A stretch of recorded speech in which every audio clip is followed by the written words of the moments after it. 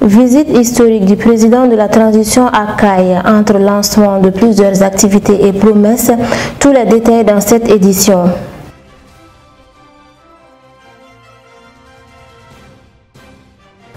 Fin de la formation sur les techniques de production de semences végétales et de gestion des entreprises sémencières au Mali. 400 migrants en détresse ont été secourus à la frontière Libye-Tunisie.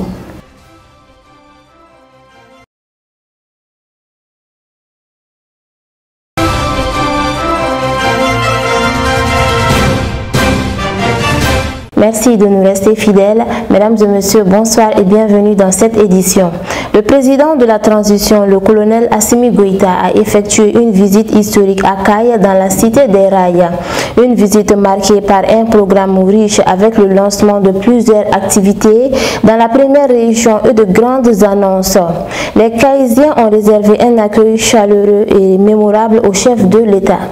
Le chef de l'État a fait le tour du terrain, saluant des milliers d'hommes, de femmes et de jeunes qui avaient pris d'assaut les gradins. Les sonorités mélangées au yoyo des jeunes ont procuré une sensation particulière à plus d'un. Une mobilisation amplement méritée, peut-on ainsi résumer les commentaires du maire de Kayes, Adama Guindo. Je n'oublierai jamais cet honneur, a embrayé le chef de l'État lors de sa prise de parole. En langue nationale bamanankan, il a d'abord tenu à saluer tous les Maliens de Kayes à Kidal, et puis singulièrement la diaspora kayesienne dont l'apport au développement est conséquent. Le président de la transition ne pouvait qu'ensuite parler du Mali né quelques heures plus tôt avec la promulgation de la nouvelle constitution, elle-même issue d'un processus voulu par les assises nationales de la refondation. Pour lui, après ce processus, tous les Maliens de quelque bord qu'ils soient doivent maintenant se retrouver et regarder dans la même direction, la mise en place de cette constitution n'étant qu'un début. Le chef de l'État s'est réjoui du fait que l'État ait pu répondre enfin aux préoccupations des Kayesiens en matière de désenclavement. Il parlait ainsi du lancement des travaux de la route Kayes-Sandari. D'autres soucis des communautés de Kayes et celles d'ailleurs trouveront dans les jours à venir des réponses adéquates. La démarche du président pour satisfaire les besoins vitaux des Maliens se veut méthodique, raison pour laquelle il a décidé d'abord de rencontrer l'outil de défense avec la mise en condition des forces de défense et de sécurité. En plus des équipements, les conditions de vie des soldats vont s'améliorer davantage avec la mise en leur disposition d'un hôpital militaire et 4000 logements. Ensuite, et pour soutenir les efforts consentis sur le plan sécuritaire, les autorités de la transition ont engagé une stratégie coordonnée permettant de booster la productivité. La relance de la Comatex, de l'UMPP et du trafic ferroviaire s'inscrit dans cette dynamique. Et enfin, que l'or brille encore plus pour les Maliens, il a été décidé de relire le code minier. Le comité mis en place à cet effet a rendu son projet qui sera très bientôt soumis à l'organe législatif, a annoncé le colonel Assimi Goïta. Dans la même dynamique, une société de raffinage a été créée. Le chef de l'État a aussi informé les Kayesiens de la création de 2 usines de filature, respectivement à Koutchala et à Bamako. Il a également évoqué les efforts en cours pour améliorer l'accès à des soins de qualité, sans oublier les mesures d'incitation prises dans le domaine de l'agriculture, notamment la fixation du prix du kilogramme de coton à 295 francs CFA. Le colonel Assimi Goïta nourrit en outre l'ambition de doter le Mali d'un capital humain compétitif et désiré en Afrique et au-delà, ce qui passera par l'amélioration et la qualité de l'éducation à travers la rigueur et la création de nouvelles universités. Kayes aura son université, a-t-il promis sous un tonnerre d'applaudissements. Les régions de Gao, Tombouctou et Sikasso seront aussi dotées d'universités et 13 établissements secondaires dont 2 lycées techniques seront construits dans différentes régions du pays. Le chef de l'État a enfin annoncé la tenue prochaine des États généraux sur l'éducation. Le monde sportif administratif ne sera en marge de cette dynamique nouvelle. Assimi Goïta a informé les jeunes de sa décision de rénover les stades de Kayes, Mopti et de Sikasso. Et Tombouctou aura un nouveau stade avant la prochaine biennale. Avant de se rendre au stade, le président de la transition avait rencontré les forces vives de la première région, comprenant les légitimités traditionnelles et religieuses, les cadres de l'administration générale de Kayes, les autorités politiques. À l'occasion, le colonel Moussa Soumaré, gouverneur de la région de Kayes, a présenté sa circonscription et salué les actions engagées au profit de ses administrés par la transition. On peut retenir l'équipement des centres de santé, la réalisation de 31 systèmes d'adduction d'eau, la distribution de 1920 tonnes d'aliments bétail et de réhabilitation de 129 salles de classe. Ces acquis renforceront la résilience de la région, a-t-il déclaré, avant de souhaiter la poursuite des efforts de désenclavement de la région et l'opérationnalisation des brigades et autres postes de sécurité nouvellement créés. Le colonel Assimi Goïta a remercié ses interlocuteurs pour la qualité de l'accueil à lui réservé, mais aussi et surtout pour la résilience et la patience dont les populations de Kayes font preuve en ces moments particulièrement difficiles de notre histoire. Je vous remercie pour votre compréhension, sans laquelle nos autorités ne pourront réussir aucune action, a-t-il salué, estimant que c'est cette capacité de compréhension qui a finalement eu raison des tensions observées un moment autour de la question de réhabilitation de la route Kayes-Bamako. Le chef de l'État a aussi souligné l'apport de Kayes dans l'avènement de la 4e République. Le bonheur n'est jamais loin de la difficulté, a-t-il dit, pour mettre davantage en confiance ses interlocuteurs quant à l'issue du combat mené par les autorités actuelles. Le colonel Assimi Goïta a lancé le coup d'envoi des travaux du tronçon Sandaré-Kayes long de 138 km.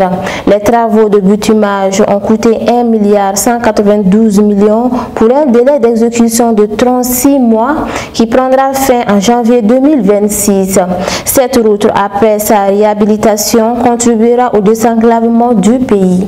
En se rendant hier à Kayes pour personnellement lancer les travaux de cette route, le chef de l'État signifiait ainsi l'importance qu'il accorde aux questions de sécurité routière et de désenclavement intérieur et extérieur du Mali. Le projet s'inscrit d'ailleurs dans le cadre de la mise en œuvre de la politique nationale des transports, des infrastructures de transport et du désenclavement. C'est dans l'après-midi que le chef de l'État a lancé officiellement les travaux. Le geste est accompli sous les regards admirateurs de plusieurs membres du gouvernement, dont celle en charge des transports et des infrastructures, Madame Damele Madina Sissoko. Ce projet formule la promesse d'une mobilité agréable entre Sandéré et Kayes. Il réduira la pauvreté par l'acheminement des produits agricoles des riverains vers les centres urbains. Surtout, il stimulera les échanges commerciaux au niveau national et régional, Kayes étant un véritable carrefour en direction du port de Dakar au Sénégal. Environ 1000 poids lourds passent chaque jour par cette route. En plus de la route proprement dite, comprenant une chaussée 2 x 3,5 mètres avec une couche de roulement de 5 cm, le projet prévoit des ouvrages hydrauliques, de franchissement, d'assainissement, de drainage, caniveaux, fossés et de signalisation. Un réseau d'éclairage public sera réalisé dans certaines agglomérations traversées. La maîtrise d'ouvrage des travaux est assurée par le ministère des Transports et des Infrastructures. D'un montant de 1,196 milliards de francs CFA, le marché a été attribué au groupement Société Bético-Gic SN pour un délai d'exécution de 38 mois. L'entreprise Covec Mali a obtenu le marché d'un montant de 85,4 milliards de francs CFA pour un délai d'exécution de 36 mois avec des saisons de pluie. Lors de la rencontre au stade avec les populations, la ministre des Transports et des Infrastructures a indiqué que la réhabilitation de ce tronçon répond concrètement à la commune volonté d'indépendance et de puissance. Elle contribuera à l'amélioration du niveau de service de la route, la sécurité routière,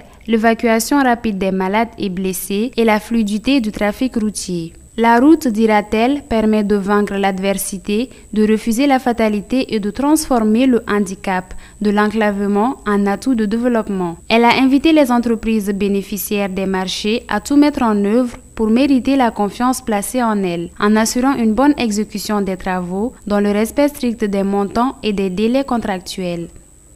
Le président de la transition a également procédé à la relance officielle du trafic ferroviaire.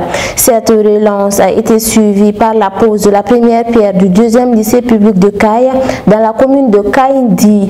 Par ailleurs, le président de la transition a coupé le ruban symbolique du tout nouveau centre de dialyse de l'hôpital Fousseinou Daou. Un centre construit dans le cadre de son initiative des œuvres sociales. Équipé d'équipements de dernière génération, ce centre permettra également d'alléger la souffrance de milliers de patients hémodialysés et d'optimiser leur prise en charge sanitaire.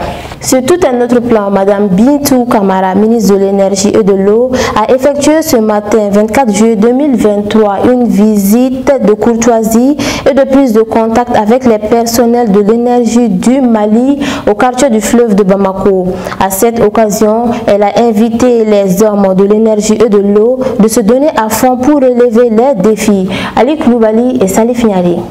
À l'entame de ses propos, le directeur général de l'énergie de l'eau, M. Koureichi Konare, a tout d'abord félicité Mme Bintou Kamara pour la confiance placée en elle par les hautes autorités du pays suite à sa nomination à la direction du département de l'énergie et de l'eau au sein du gouvernement. Ensuite, M. Konare a affirmé son entière disponibilité et l'ensemble du personnel de l'EDM SA pour accompagner la ministre dans sa noble et exaltante mission que les plus hautes autorités l'ont confiée. Sans langue de bois, le directeur de l'EDM SA reconnaît que l'EDM SA souffre ainsi que la population.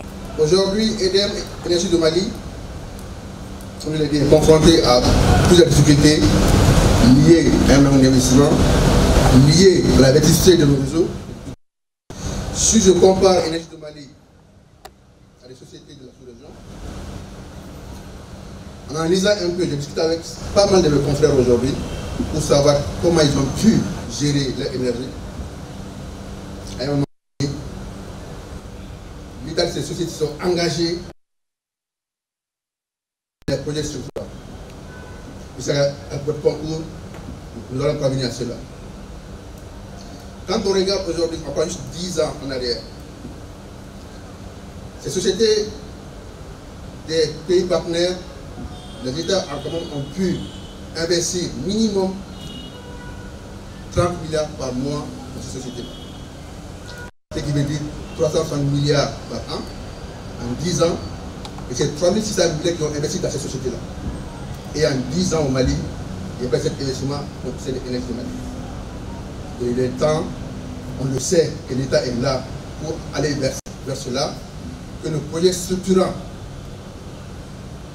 on ne puisse pas les donner en tout cas à des bailleurs, si on veut que d'ici 2 ans, on puisse changer le mix énergétique et qu'on puisse sortir du thermique et aller vers des énergies renouvelables. Je sais qu'avec notre concours, notre expérience, nous allons aller vers cela. Au-delà de la vétusté du réseau et de la production, le fait de ne pas pouvoir investir dans la société a creusé également l'écart de la trésorerie.